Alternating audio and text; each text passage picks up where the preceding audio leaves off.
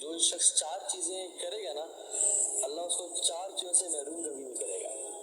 You do 4, अल्लाह ताला आपको 4 चीजों से महरूम कभी नहीं करेंगे। नंबर 1, तुम दुआ करो, अल्लाह ताला तुम्हें दुआ कबूली से महरूम कभी नहीं करेगा। क्या बात है।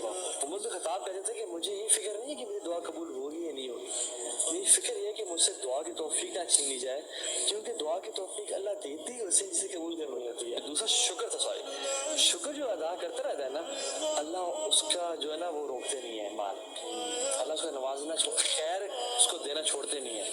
शुक्र करते रहो, तुम्हें मिलते रहेगी। तीसरी चीज जो से इस्तिखारा करता रहता है ना, अल्लाह ताला उसको ना जलील नहीं करता। और चौथी चीज थी, जो शख्स मशवरे करता है, मशवरा करता है अपने काम में, वो हमेशा उसको बरकत नसीब होती है। जो लोगों के साथ मशवरे करके चलता है, ये 4 चीज जो